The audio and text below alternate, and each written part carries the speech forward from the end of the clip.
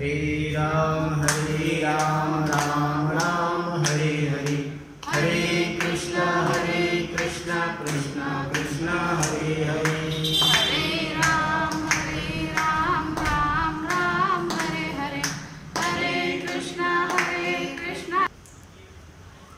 आज श्री सिद्धिविनायक संस्थान सेलू, तालुका सेलू, जिल्हा परभणी या ठिकाणी मोहिनी एकादशीच्या निमित्तानं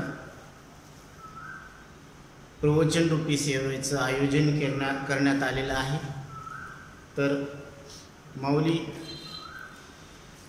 सांगतात, मनुष्य देहात आलेल्या जीवाला किंबहुना भवा बिहाया आणि साचे चाड आथी जरी मिया तरी तुगा उपपत्ती या जतन कीजे। किंबहुना म्हणजे जर आपल्याला जन्म मृत्यूच्या दुःखाची भीती अंतःकरणात वाटत असेल तर किंबहुना भवा बिहाया, भवा म्हणजे जन्म मृत्यूचा जो फेरा आहे त्या फेऱ्याला भव म्हणतो, भव नदीचा तारा, बरोबर।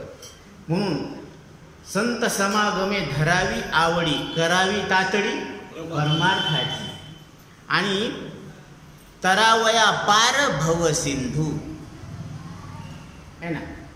म्हणजे ह्या भवसागर तरण्यासाठी काय करायला पाहिजे? संत समागमे धरावी आवडी, संताच्या संगतीमध्ये राहण्याची आवड धरायला पाहिजे, कारण संगतीनं लाभ होत असतो। म्हणून संतांचे संगती मनोमार्ग गती, आकळावा श्रीपती येणे पंथे, आपल्या मनाला गती मिळत असते। कशामुळे? संताच्या संगतीत राहिल्यावर आपल्या मनाला गती मिळते, कारण प्रत्येकाच्या मनाला गती मिळत असते ती संत संगती। संत संगती वाचून प्रत्येकाला वाटत असतं की आपलं अस्तित्व टिकून राहावं, आणि स्वतःचं अस्तित्व टिकून राहण्यासाठी हा जीव प्रयत्न करत असतो, कर्म करत असतो। कर्म, उपासना आणि ज्ञान हे 3 मार्ग आहेत। मग त्या देवतेची उपासना करतो ज्याच्यामुळं आपलं अस्तित्व टिकून राहायला पाहिजे, अशी उपासना करतो, अशा देवाची उपासना करतो, आणि असं ज्ञान मिळवतो की ज्याच्यामुळं आपलं अस्तित्व टिकून राहावं। म्हणजे ते ज्ञान, ती उपासना आणि ते कर्म, त्या देवताला तो भजत असतो। कशासाठी? आपलं अस्तित्व टिकून राहण्यासाठी। आणि प्रत्येकाला ही इच्छा आहे। मग आहार निद्रा भय मैथुन सर्व योनी समसमान, परी मनुष्य देहीचे ज्ञान अधिक जाण पा उद्धवा। उद्धवा, मनुष्य देहातलं जे काही ज्ञान आहे ना ते काही वेगळंच आहे। या ज्ञानानं काय होत असतं? या ज्ञानानं इथं विवेक करता येतो, विवेकाचा 3रा डोळा उघडता येतो। महादेवानं 3रा डोळा उघडला तर सृष्टी जळून खाक होते, बरोबर आहे। पण आपल्या ठिकाणी असलेल्या विवेकाचा 3रा डोळा जर उघडला आपण तर सृष्टीत सिद्ध होत नाही, जाळायचा प्रश्नच येत नाही। जाणणं सोपं आहे का सृष्टी सिद्ध न होणं सोपं आहे? कसं? समजा आता आपला शत्रू आहे समोर, आणि चित्रपटात शत्रू दाखवला पडद्यावर, मग पडद्यावरचा शत्रू मारणं सोपं आहे का हा मग शत्रू मारणं सोपं आहे? पडद्यावरचा मारणं सोपं आहे, कारण ते खोटं समजलं की ते मेला, कारण ते जिवंतच नव्हता ना, दिसून खरा नाही।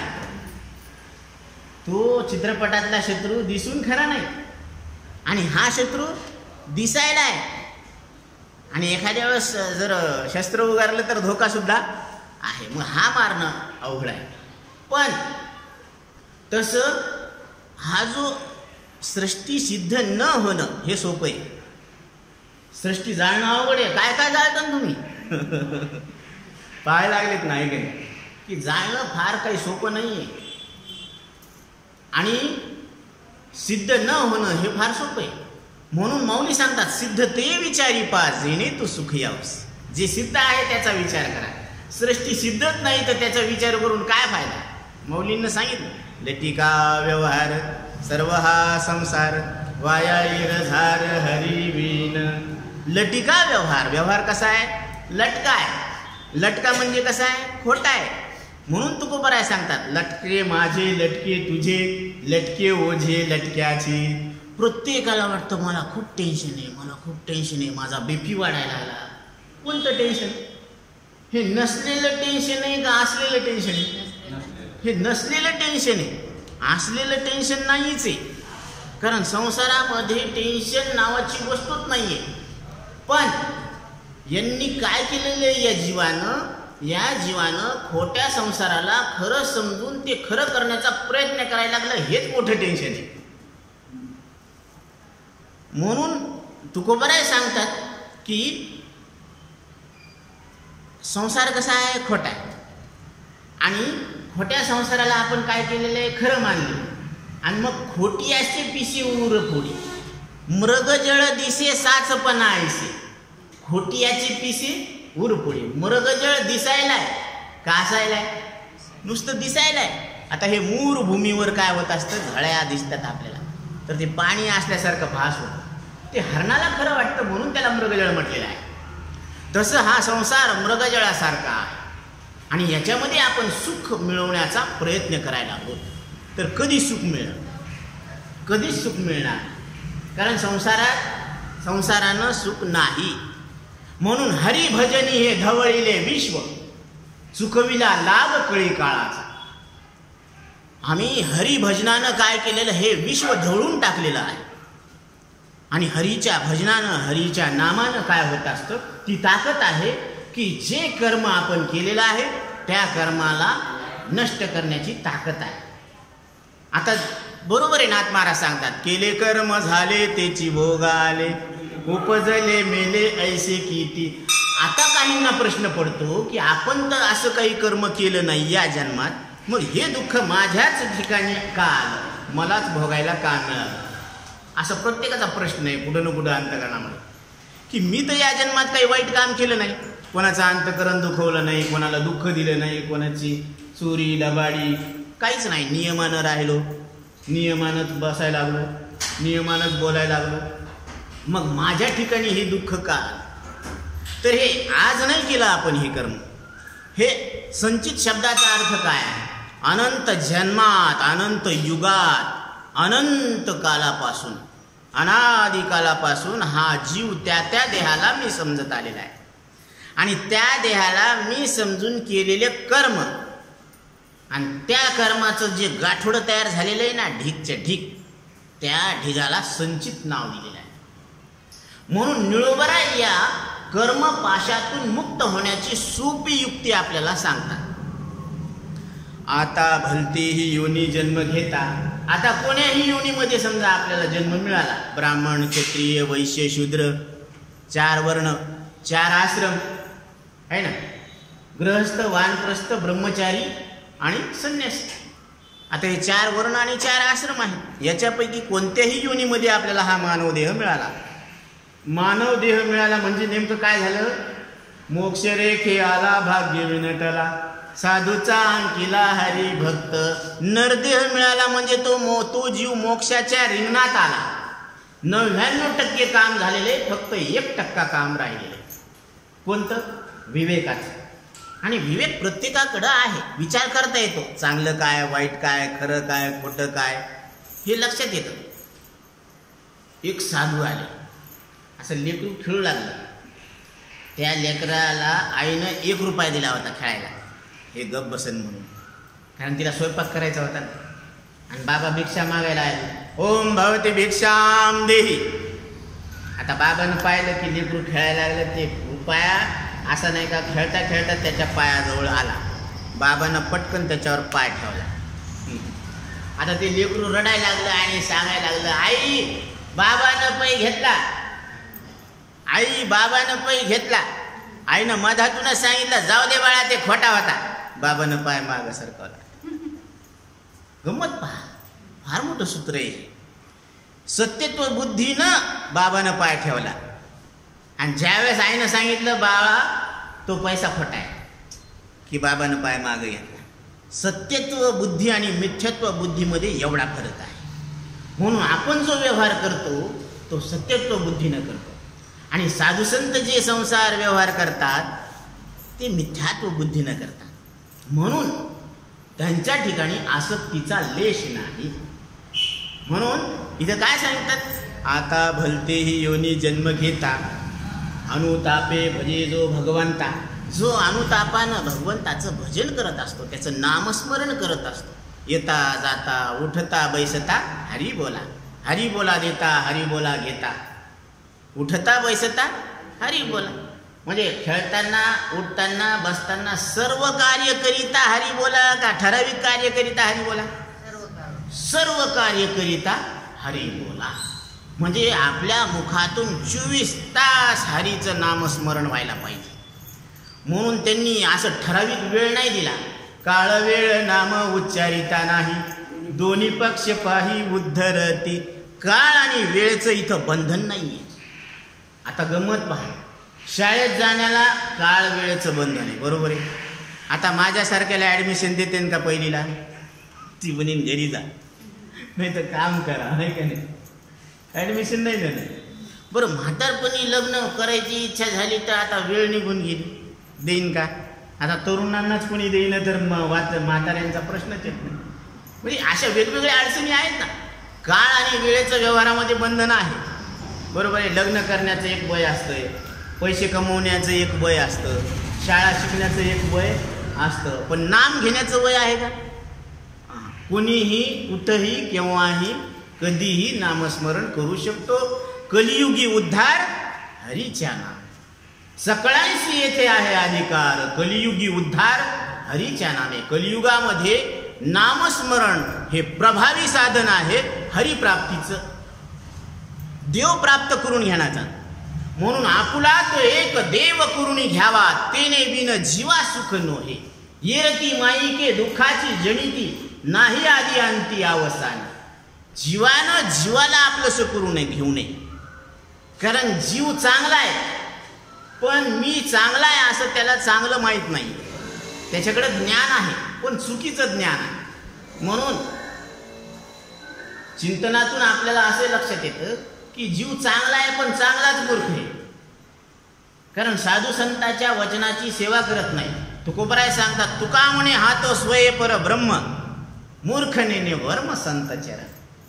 मग जीव चांगला आहे, पण त्याला चांगला नाद नाही, त्याला संसाराचा नाद. म्हणून त्या खोट्या संसाराला खरं समजण्याचा त्याला कुडू नाद लागलेला आहे. म्हणून गुरुवर्य बापूराव महाराज परतूरकर नेहमी चिंतनातून सांगत असतात की तू नाही कडू, तुला नाद लागलेला आहे कडू, असं लक्षात घे कडू. आपण कडू नाही, आपल्याला खोट्या संसाराला खरं समजण्याचा कडू नाद लागलेला आहे. आणि तुकोबराय तेच नेमक्या शब्दात सांगतात, तुका म्हणे सांडी संसाराचा छंद, मग परमानंद पावशील. हा छंद जर सोडला ना की मग परमानंद आहेच. बाबर सारलं की पाणी आईतच आहे. फक्त अंतकरणातल्या अविचाराच्या ज्या कल्पना आहेत ना, त्या कल्पना टाकून द्या. एका जनार्दनी कल्पची मुराला, तोची हरी झाला ब्रह्मरूप. कल्पनेमुळं आपल्याला आनंद होत नाही, परमानंद होत नाही. आणि कल्पनेमुळंच जीवाच्या ठिकाणी दुःख आहे. आणि हे आजपासून नाही आहे, अनादिकालापासून तो जीव या दुःखाला भोगत आलेला आहे. म्हणून दुरून आलो मी गा, दुःख झाले दारून. दुरून आलो का घरून आलो? आपल्याला काय वाटतं, घरून आलो मी? घरून नाही आलो, दुरून आलो आपण. कारण हे 184 योनीमध्ये हे शरीर टाकत धरत धर सोड करत करत हे इथपर्यंत आला. आणि 184 योनीमध्ये सहजासहजी नाही बरं का. एक योनी कोटी फेरा, एका योनीमध्ये कोटी फेरा आहे. केव्हा नंबर लागावा मनुष्य देहाचा. म्हणून नरदेह मिळाला आपल्याला तर आपल्यासारखे भाग्यवान आपणच आहोत. 99% काम झाले. म्हणून रंगनाथ महाराज परभणीकर वेदांत केशरी महाराज नेहमी सांगत असतात की गुरुजी सांगायचे की ज्याला मनुष्य देह मिळाला त्यानं इतकं आनंदात व्हायला पाहिजे, आनंदी व्हायला पाहिजे, त्यानं नाचायला पाहिजे. कारण आपल्याला नरदेह मिळाला आणि या नरदेहामध्ये देवाची प्राप्ती करून घेता येते. म्हणून स्वर्गीचे अमर इच्छिता ती देवा, मृत्यूलोकी व्हावा जन्मा. का? कारण नारायण नामे हो जीवन मुक्त. हा सुख सोहळा स्वर्गी नाही. नारायणाच्या नामानं आम्ही जीवनमुक्तीचा आनंद भोगू, सोहळा भोगू. असा सोहळा त्या स्वर्गामध्ये नाही, वैकुंठात सुद्धा नाही. म्हणून नको वैकुंठीचा वास, आहे तया सुखा नाश. अद्भुत हा रस कथे काळी नामाचा. ही जी हरिकथा आहे, ह्या हरिकथेमध्ये नामाचं असं अद्भुत रस आहे की याच्यामध्ये मृत्यूला जिंकण्याची ताकद आहे. बाळापोटी मायरी घेल, मेले माणूस जित उठवील. कैसा वासुदेव बोलत बोल. असा वासुदेव बोलतो की मेलेला माणूस सुद्धा जिवंत करण्याची ताकद या नामामध्ये आहे. आणि नामदेवरायांच्या ठिकाणी असा एक प्रसंग आला होता. तीर्थयात्रेला गेल्यानंतर ज्या ठिकाणी त्यांनी, ज्या राज्यामध्ये त्यांनी मुक्काम ठोकला होता, तिथं त्या राजानं काय केली, गाय कापली आणि सांगितलं की आता हे तुम्ही उठून दाखवाया. नामदेवरायांनी सांगितलं 2 दिवस 3 दिवस काय वेळ मागून घ्यायचं तर मागून घेतलं. आता नामदेवराय देवा विठ्ठलाच्या नावाचा धावा करायला लागले. जरी विठ्ठलाचं काही दर्शन होईना म्हणून तो नामदेवरायांची चिंता वाढायला लागली. 1 दिवस झाला, 2 दिवस झाले, 3रा दिवस होला. आता तरी देवा शेवटचा नमस्कार स्वीकार करा. म्हणून नामदेवरायानं विठ्ठलाची स्तुती करायला सुरुवात केली, नामस्मरण करायला सुरुवात केली. आणि त्याच क्षणामध्ये भगवंताचा तिथं काय झालं, प्रागटीकरण झालं. आणि त्यांच्या आशीर्वादानं ती गाय जिवंत झाली. आणि त्यावेळेस नामदेवरायांच्या डोळ्यातून अश्रूच्या धारा वाहू लागल्या. त्यांनी सांगितलं, विठ्ठला तुझे अनंत उपकार आहे, तुझं माझ्यावर प्रेम आहे, म्हणून या भक्ताचं रक्षण करण्यासाठी तू इथं धावून आलेला आहेस. पण एवढा वेळ का लावला सांगा मला हे कळालं नाही. त्यावेळेस विठ्ठलानं सांगितलं, नामदेवा ज्यावेळेस तुला विचारण्यात आलं होतं की किती दिवसात तू गाय उठवील, तर तूच वेळ मागून घेतला ना. तू म्हणला असता की आताच उठवतं तर मला त्याच क्षणामध्ये यावं लागलं असतं. म्हणून प्रल्हादानं ज्या खांबामध्ये बोट दाखवायचं, ज्या खांबावर तो बोट दाखवेल त्या खांबातून देवाला प्रगट व्हायचं होतं. कारण भक्ताचे वचन मिथ्या ठरून न देणं ही भगवंताची जिम्मेदारी आहे. म्हणून भगवंत सगळ्याच खांबामध्ये प्रगट झाला होता. कारण आता भक्त प्रल्हाद कोणत्या दिशेनं कोणत्या खांबाकडं बोट दाखवल तिथंच माझं प्रगटीकरण होणार होतं. म्हणून भगवंत आज सगळ्या खांबामध्ये प्रगट झाला होता. कारण भक्ताचं वचन खोटं ठरू द्यायचं नव्हतं. ही त्याची आन आहे, ही शान आहे. म्हणून देवाला सुद्धा ती पाळावं लागतं. म्हणून येईवो येईवो येईवो येईवो धावून या, विलंब का वाया लावियला कृपाळी. विठाबाई विश्वांभरे भवच्छेद के, कोठे गुंतली समाये विश्वव्यापके. विठाबाई विश्वांभरे, विठाबाई विश्वांभरे भवच्छेद के. ही भवाचं बंधन छेदन करण्याला तत्पर असलेली विठाई आहे. आणि त्या विठाईच्या चरणी सगळ्या जीवांनी शरण जायला पाहिजे, शरण सरेंडर करायला पाहिजे. कारण आपण संतांचे लाडके आहोत. आता संसारामध्ये आपल्याला कोणी चांगलं बोलत नसन, कोणी प्रेम करत नसन, काय हरकत नाही, नाराज व्हायचं काही काम नाही. कारण बरेच जण असं सांगतात, महाराज आता आम्हाला घरी कोणी विचारतच नाही, काय हरकत नाही. मग ज्यांनी आपला आधार सोडला ना त्यांचा आधार कशाला धरायचं, त्यांच्याकडे कशाला वाट पाहत बसायची की यांनी आपल्याला आधार द्यावा म्हणून. पण जो सगळ्यांचा आधार आहे ना त्याला आपला आधार बनवा. उंच देवाचे चरण तेथे झाले अधिष्ठान. म्हणून त्या विश्वात्मक देवाला आपण हाक मारायला पाहिजे, जो विटेवर उभा आहे आणि त्याचे कटेवर हात आहे. म्हणून आल्यानो संसारा, झारे पंढरपुरा, दिनाचा सोयरा पांडुरंग. आपला सोयरा कोण आहे? देव आहे. विटेवरचा उभा असलेला, कमरेवर हात ठेवलेला तो विठ्ठल परमात्मा आपला सोयरा आहे. देव तो सोयरा करी आता. आता म्हणजे कधी? शिंग आल्यावर, पख आल्यावर, पाला फुटल्यावर. आत्ता इथं आपल्याला ज्या वेळेस नरदे मिळालेला आहे ना, त्याच क्षणी आपण देव सोयरा करायचा. कारण हे सोयरे आपण किती जरी जवळ धरले तर ते सोय आपली लावते, पण कुठली? मसन वाट्यात म्हणून घालायची. आणि देव आपला सोयरा आहे, तो सोय लावतो कुठली? 184 पार पाडण्याची. म्हणून नामस्मरणाचा एवढा फायदा आहे, एवढी शक्ती आहे. कर्म, उपासना आणि ज्ञान हे 3 मार्ग आहे. आणि 3ही मार्गानं प्रत्येक जीव काय करायला लागला, त्याची वाटचाल चालू आहे. कर्म, उपासना, ज्ञान मार्गी आले आहे ना. आणि सगळेच मार्ग कुठे आले? सगळे मार्ग हरिपाठाशी आले. आणि हरिपाठात काय सांगितलेले? त्रिगुण सार निर्गुण हे सार, सारासार विचार हरिपाठ. बरोबर आहे. त्रिगुण आसार आहे. म्हणून लोक, भोग आणि शरीर हे तमोगुण आसार. प्राण, कर्मेंद्रिय हे राजस, रजोगुणाचे हे राजस आसार आहे. आणि ज्ञानेंद्रिय अंतकरण हे सत्वगुणाचे असल्यामुळं त्यांच्यामध्ये ज्ञान प्रगट होण्याची काय आहे? व्यवस्था आहे. म्हणून हे सात्विक आसार आहे. आणि आपल्याला कुठलाच गुण नाही, म्हणून आपण निर्गुण सार आहोत. म्हणून त्रिगुण आसार, निर्गुण हे सार. म्हणजे आत्ता इथं तुम्ही निर्गुण परमात्मा आहेत असं ज्ञानोबराय सांगतात. ज्ञानदेव म्हणे निवृत्ती निर्गुण, दिदले संपूर्ण माझे आहे. माझे श्रीगुरु निवृत्तीनाथ हे निर्गुण परमात्मा आहेत. आणि एवढंच नाही, त्यांनी मला सुद्धा सांगितलं की तू सुद्धा निर्गुण परमात्मा आहे. मग आता 2 कुठं झालेत?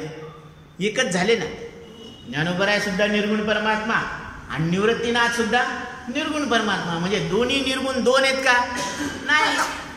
कारण सर्वाघटी राम देहादेही एक, सूर्यप्रकाशक सहस्त्र रश्मी. एकाच सूर्याचे हजारो किरण आपल्याला लक्षात येतात, दिसतात. पण हजारो किरणांचं ऐक्य कोणाशी आहे? एका सूर्याशी आहे. म्हणून तसं वैसे घट घट में हे राम दुनिया जानत नाही. कस्तुरी छिपे कुंडल में मृग ढूंढे बनमान. वैसे घट घट में हे राम दुनिया जानत नाही. कस्तुरी हरणाच्या पोटातच असते, पण ते पुढं धाव घेते, त्याला वास येते ना. पण ते कधी मधात डोकावून पाहतच नाही की इथून सुगंध यायला म्हणून.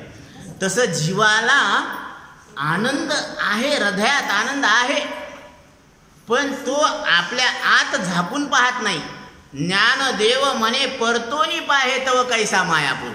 परतोनी पाहे म्हणजे तू अंतकरणात झापून पहा. इंद्रियाद्वारे जे विषय दिसायला लागले त्याच्यामध्ये नका पाहू, त्याच्यात आसक्त न करावं. इंद्रियाला सोडून, मनाला सोडून, वाणीला सोडून, शरीराला सोडून आपण आपला अर्थ करायला पाहिजे. पण आपण काय करतो? शरीर, श्वास, इंद्रिय, मनाला घेऊन आपण आपला अर्थ लावतो. हे चूक आहे.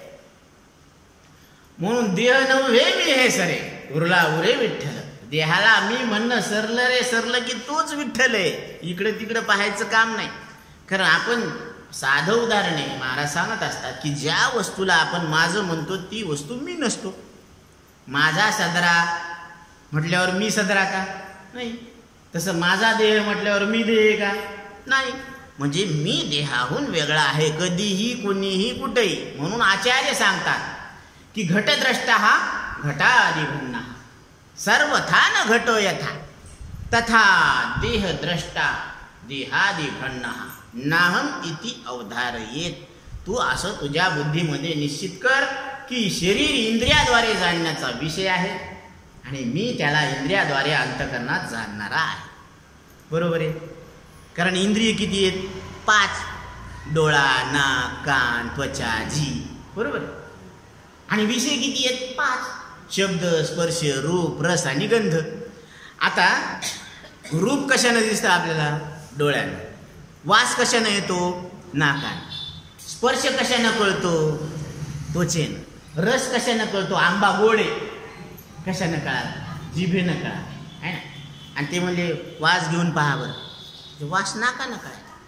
आता हे शब्द कशानं कळायला लागले? कानानं कळायला. म्हणजे कानानं शब्द ऐकू येतो, डोळ्यानं रूप दिसतं, नाकानं वास येतो, जिभेनं रस कळतो, त्वचेनं स्पर्श कळतो. आता हे काही वेगळं बोललो का सगळ्यांच्या अनुभवाचं आहे? सगळ्यांचा अनुभव या बाबतीत एकच आहे. आणि हीच गोष्ट योग वशिष्ठ ग्रंथामध्ये वशिष्ठ ऋषी गुरुदेव प्रभू रामचंद्रांना सांगत आहे.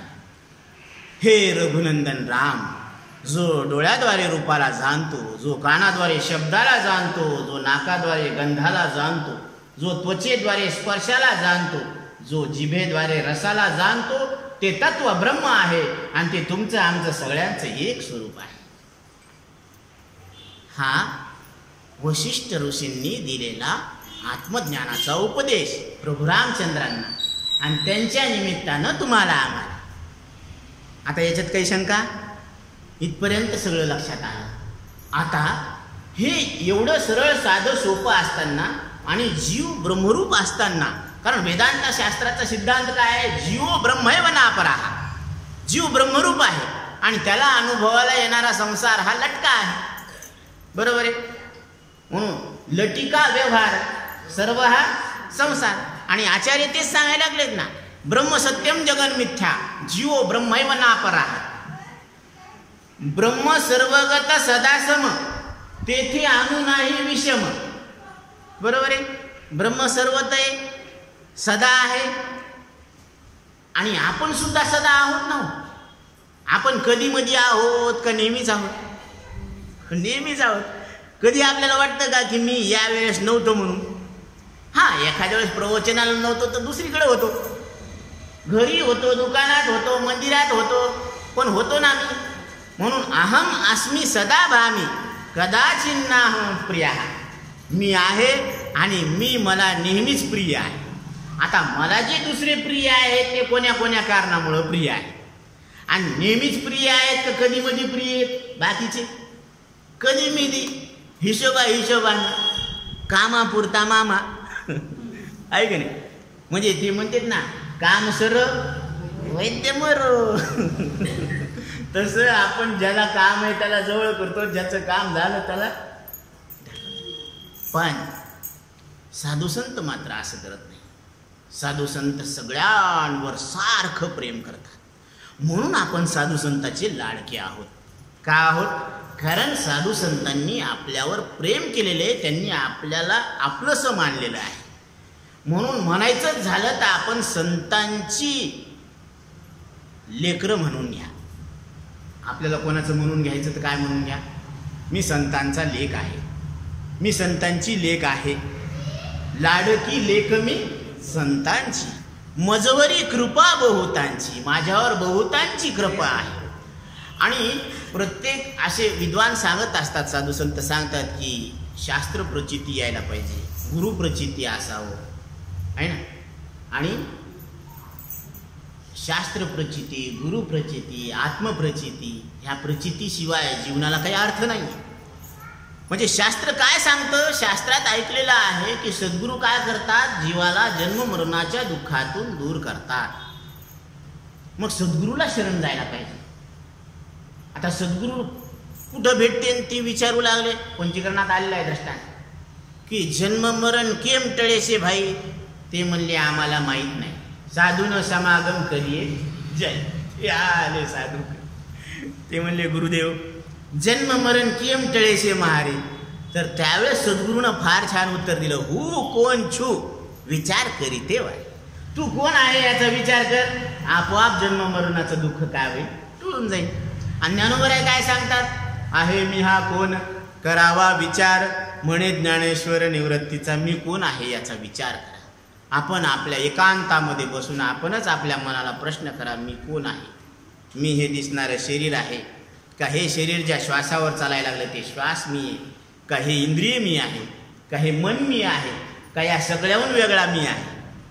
असं काहीतरी काय करा, विचार करा.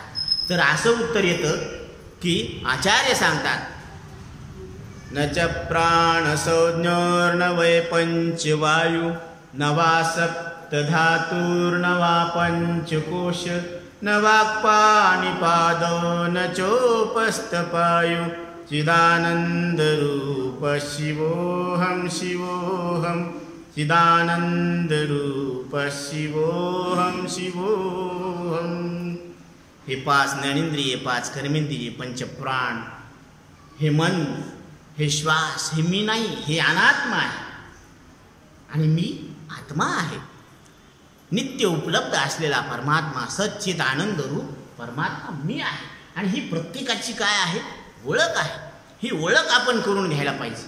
आणि अशी ओळख झाल्यानंतर नामे त्याची गाता वाणिता, त्या भगवंताचं नाव गायन केलं, वर्णन केलं तर काय होत असतं? दहन संचिता भक्तयोगे, त्या संचित कर्माचा साठा काय होतो? भक्तीच्या बळानं जळून जातो. आता एक भाग झाला संचित कर्माचा. आता दुसरा भाग आहे यावरी प्रारब्ध भोग येती अंगा. आता प्रारब्ध भोगत असताना आपल्याला सुख दुःख अनुभवाला येत असतात आणि ते सुख दुःख भोगत असताना भोगिता स्मरे जो पांडुरंगा, जो पांडुरंगाचं नित्य स्मरण करतो. म्हणून जागृती स्वप्नी पांडुरंग, पांडुरंग ध्यानी पांडुरंग मणी, जागृती स्वप्नी पांडुरंग. जागृतीमध्ये पांडुरंगाचा ध्यास लागल्यावर स्वप्नात बी काय लागणार? तेच ध्यास लागणार. आणि झोपेत सुद्धा काय लागणार? तेच ध्यास लागणार. कारण जत्रेमध्ये लेकरू आईच्या कडेवर रडतं ते जत्रेमध्ये रडतं आणि तिथंच मुंडकं टाकून झोपे जाते. आता एवढ्या मोठ्या गर्द्यामध्ये कसं काय झोप लागली त्याला? पण ते झोपलं का नाही? आणि जेव्हा उठलं ना ते रडतानाच उठत. मग ते मधात काय करू लागलं? ते झोपलं होतं का रडणं चालूच होतं? त्याचं रडणं चालूच होतं. पण ज्या मनात रडायचं ना ते मन अज्ञानात लीन झालं होतं, म्हणून ते रडणं ऐकू नाही आलं आपल्याला. तसं जागृतीमध्ये जर विठ्ठलाचा ध्यास असला आणि स्वप्नामध्ये जर विठ्ठलाचा ध्यास असला तर सुषुप्तीत काय राहणार? विठ्ठलाचा ध्यास राहणार. म्हणून जागृती स्वप्नी पांडुरंग, असं भोगिता स्मरे जो पांडुरंगा, निस्तरे प्रारब्ध तो वेगा, पावे अंतरंगा श्रीहरी. तो प्रारब्ध कर्मातून काय होतो? त्याचा निचोड होऊन जातो आणि अंतरंगामध्ये तो श्रीहरीला एकरूप होत असतो. असं होतं बरं का. प्रत्येक काम करत असताना आपण पहा ना, विठ्ठल विठ्ठल विठ्ठल असं जर नामस्मरण करत गेलो तर ते काम कधी झालं याचं बी मेळ लागत नाही आपल्याला. एवढं होतंय असं. देहभान हरपले, आहे का नाही? देहभान विसरून जात असतो नामामध्ये. म्हणून आता हा भाग झाला दुसरा. कोणता? प्रारब्ध कर्माचा. कारण आपल्याला डायरेक्ट कोणीतरी दगड मारणं किंवा तोंडावरच बोलणं, फटकन बोललं आपल्याला, पण ते जर आपण मनात घेतलंच नाही तर ते कोणाला?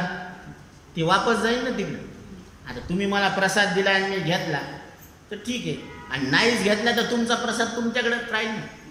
तसं कुणी जर आपल्याला फटकन बोललं आणि आपल्याला राग आला तर ते आपण घ्यायचंच नाही ना. पण नाही घेतलं ते कोणाकडे राहील? ते ज्याचं त्याच्याकडे राहील. आणि आपण घेतलं तर मग ते बळच आपल्याकडे येईल. म्हणून निंदकाचे घर असावे शेजारी. निंदा म्हणजे काय माहिती का? बगर पैशाचं साबण.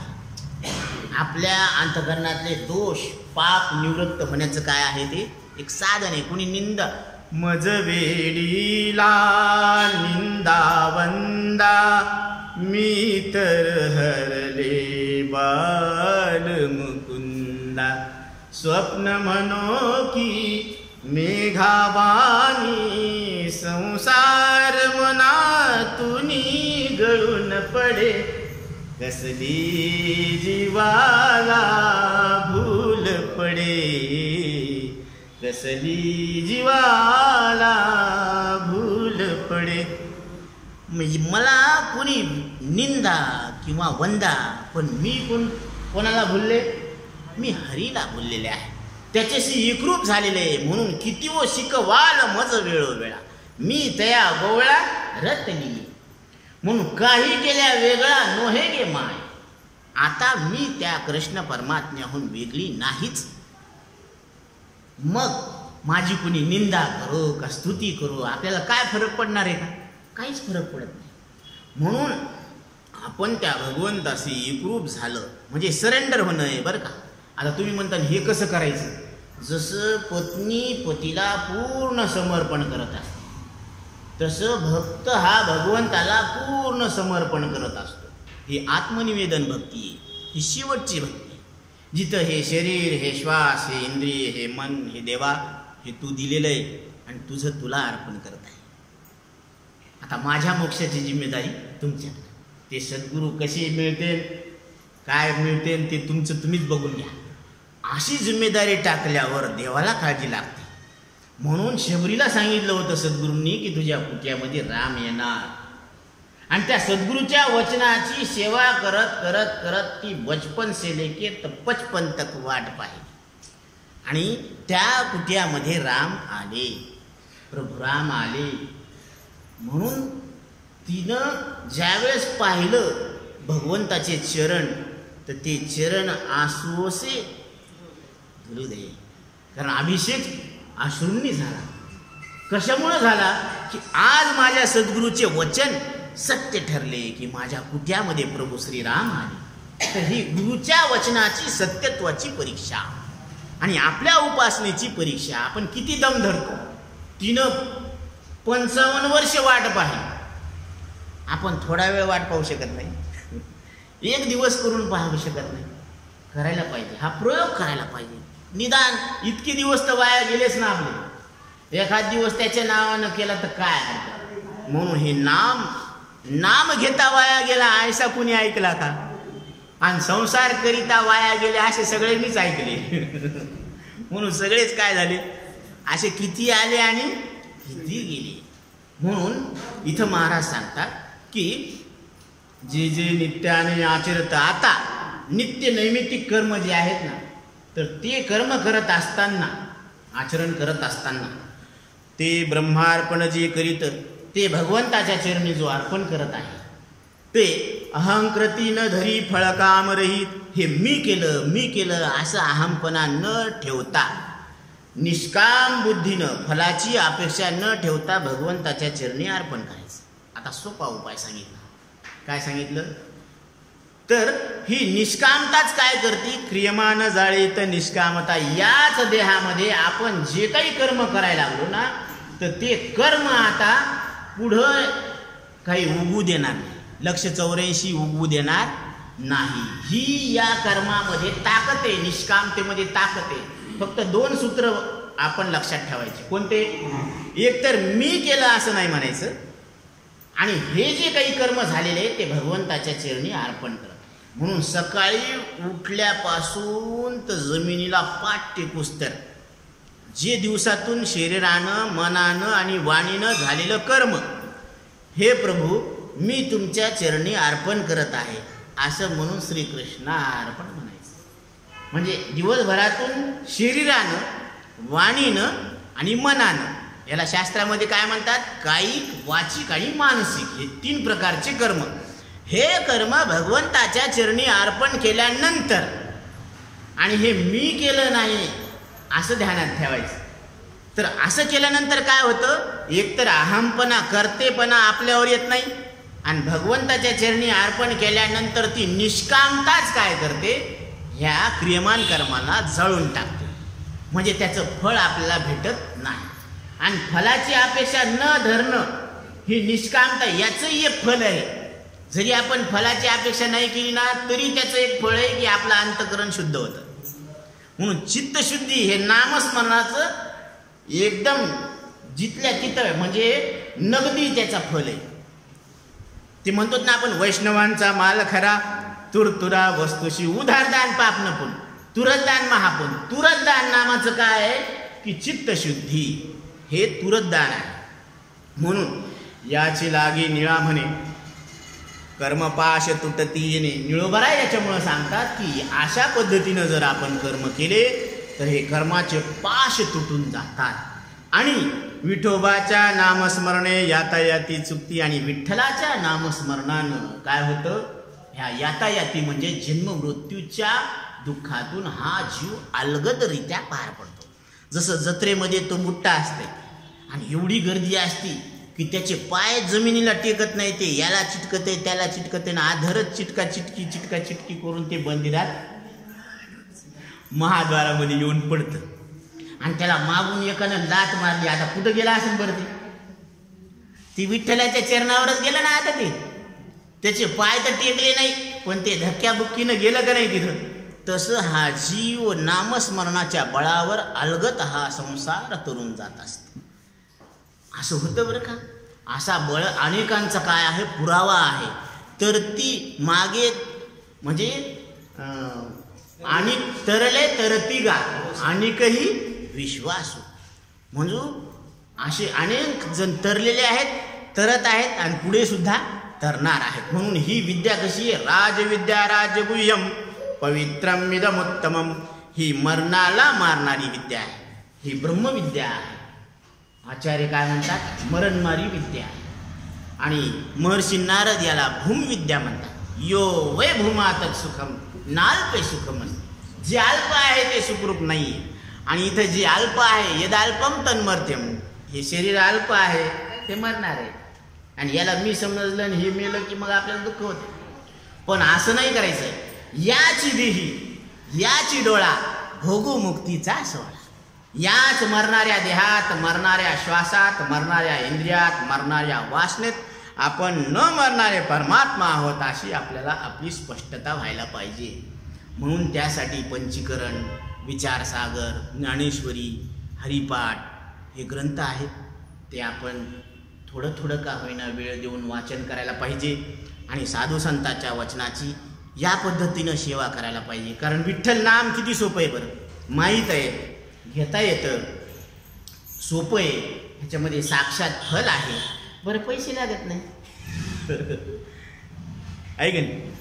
म्हणजे नाम घेता न लगे मोल, नाम मंत्र नाही फोल. दोची अक्षराचे काम, उच्चारावे राम राम. म्हणून राम राम घातलं की ते बी काय म्हणते राम राम. म्हणून ॲटोमॅटिक काय होतं, रामाचं नाव तोंडाने येतं. पैसे लागतात का, नाही, काहीच पैसे लागत नाही. म्हणून न कळो ते कळो येईल उगले. जे आपल्याला कळत नाही ना ते सुद्धा कळत. तुम्ही म्हणता महाराज आम्हाला शिक्षणच नाही, अक्षरच फुटत नाही, काय हरकत नाही. नुसतं विठ्ठल विठ्ठल म्हणत जा. जेव्हा वेळ येईन, जेव्हा चव येईन तेव्हा म्हणत जा, काही बंधन नाही. बरं, दोन्ही पक्ष पाही उद्धरते. दोन्ही पक्ष किती, 42 पुळ्याचा उद्धार होतो. इकडचे 42 आणि तिकडचे 42. असं कुठं होतं का, असं कुठंच होत नाही. जिकडचा जय केला ना तिकडचंच निवडून येते. पण इथं तसं नाहीये. दोन्ही पक्ष पाही उद्धरती, 42 पुळ्यांचा उद्धार होतो एका नामानं. काय कमाल आहे. म्हणून तिथं सांगते न दिसे ते दिसो येईल उगले. जे दिसत नाही ना आपल्याला ते सुद्धा दिसल. जे कळत नाही ते कळल. न बोलो ते बोलो येईल उगले. ज्याच्याबद्दल आपल्याला बोलता येत नाही ना ते सुद्धा बोलता येईल. नामे या विठ्ठले एकाचे. या एका विठ्ठल नामामध्ये अशी ताकद आहे. न भेटे तो भेटे येईल उगले. नामे या विठ्ठले एकाचे. आता कोणाला वाटत असतं की मला हे भेटावं ते भेटावं. अहो संसारातल्या वस्तूचं सोडा हो. पण जे कधी भेटत नाही ते सुद्धा भेटन आपल्याला. कोणाला वाटत असेल मला साक्षात विठ्ठल भेटायला पाहिजे, भेटतो. तेवढी श्रद्धा, तेवढी उपासना करायला पाहिजे आपण. विठ्ठल भेटतो. कारण आत्ताच्या काळात सूरदासांना विठ्ठल भेटलेले आहे. आत्ताचा काळ तुलसीदासांना विठ्ठल भेटलेले आहे. हनुमंतारायाची भेट झालेली आहे, प्रभू रामचंद्राची भेट झालेली आहे. तर हे भेट होणं काही अवघड नाही. फक्त आपण नामस्मरणाची ताकद वाढवा, वेळ वाढवा, असं होतंय. मग नामे या विठ्ठले एकाचे. अलभ्य तो लाभ होईल अपार. नाम निरंतर म्हणत आवाचे. नाम निरंतर. आपल्याला वाटत हे शक्यच नाही, पण ते सुद्धा शक्य होतं. फक्त विठ्ठल नामाचं काय व्हायला पाहिजे, आपल्या मुखानं स्मरण व्हायला पाहिजे. मार्गी हळूहळू चला, मुखाने दत्त दत्त बोला. कपाळी केशरी गंध, दत्ता मला तुझा छंद. आहे ना. म्हणून असं नामस्मरण व्हायला पाहिजे. तर तुका म्हणे जीव आसक्त सर्व भावे, तरतील नामे विठोबाच्या. ह्या नामानं, विठ्ठलाच्या नामानंच आपलं तरणार आहे. आतापर्यंत आपण तरलो ना, आता पुढं तरणार नाही कशावरून बरं. आतापर्यंत आपलं सगळं चांगलं झालं. कोणाच्या बळावर? विठ्ठलाच्या बळावर. आणि याच्याही पुढं चांगलं होईल विठ्ठलाच्या बळावर. फक्त आपण विश्वासाचा बांध तुटायला नाही पाहिजे. कारण सासू की माला पे सिमरू मैं हरि का नाम. प्रत्येक श्वासावर काय व्हायला पाहिजे? विठ्ठल नामस्मरण व्हायला पाहिजे. आता ठीक आहे, कामामध्ये मन नाही घेणं झालं, पण ज्या वेळेस आपल्याला आठवलं त्या वेळेस तर करून घेऊ शकतो ना आपण. म्हणून कारण ही जमापुंजी आपली ही नामस्मरणाची. हे जितकं जास्त नामस्मरण करतो तितकी आपली जमापुंजी काय होणार? वाढणार. आणि त्या जमापुंजीच्या बळावर आपण हा संसार, दुस्तर संसार तरून जाणार. म्हणून आता हे सगळ्यांना माहीत आहे, फार सोपं आहे. आणि ह्या सोप्या युक्त्या आपल्याला ज्ञानोबरायांनी सांगितलेल्या आहेत. म्हणून ज्ञानोबराय सांगतात, किंबहुना भवा बिहाया आणि साचे चाड आथी जरी मिया. मी जर तुला परमात्मा प्राप्त व्हावा अशी तुझी इच्छा असेल तर तरी तुगा उपपत्ती या जतन कीजिया. कारण हा कर्म, हा मृत्यूलोक आहे, इथं कर्म करावंच लागतं. आणि जे म्हणते ना की मी कर्म करणार नाही, तर त्याचा आग्रहच उरणार आहे. मग हा दुराग्रह सोडून जे आपल्या हिस्स्याला आलेलं कर्म आहे ते कर्म करायचं. पण ते कर्म मी केलं असं म्हणायचं नाही. आणि केलेल्या कर्माचं फळ भगवंताच्या चरणी अर्पण करायचं. हे 2 सूत्र सांगितलेले. आणि सावता महाराजांनी सुद्धा हे 2 सूत्र सांगितलेले आहे. कोणते? की शेतकऱ्यांना दिलेले 2 सूत्र. निष्काम कर्म करावे, नाम विठ्ठलाचे घ्यावे, तेने तुटे रे बंद हे भवाचे, तेने तुटे रे बंद हे भवाचे. सावता माझा प्रेमाचा सागर, शेतकऱ्याला तूच दिला धार. म्हणून सावता महाराजांनी शेतकऱ्याला शेती कशी करावी तर अशा पद्धतीनं सांगितलं. निष्काम कर्म करायला पाहिजे आणि मुखानं विठ्ठलाचं नाम घ्यायला पाहिजे. हे 2 सूत्र आपल्या जीवनामध्ये जर आपण अंगीकारले तर आपली यात्रा काय होणार आहे? सफल होणार आहे. म्हणून झालेली सेवा माऊलीच्या चरणी अर्पण करून सेवेला पूर्ण करा. कुंडलिका वरदे हरी विठ्ठल श्री ज्ञानदेव तुकाराम. विश्वात्मकी देवी येणे वाग्यज्ञ तोषावी, औषोणी मजद्यावे फसायला नाही. जे खळांची व्यंकटी सांडो, तया सत्कर्मी रती वाढो. भूता परस्परे जड मैत्र जीवांचे, दुरितांचे तिमिर जाऊ. विश्वस्वधर्म सूर्य पाहो, जो जे वांछिल तो ते लाहो. प्राणीजात वर्षत सकळ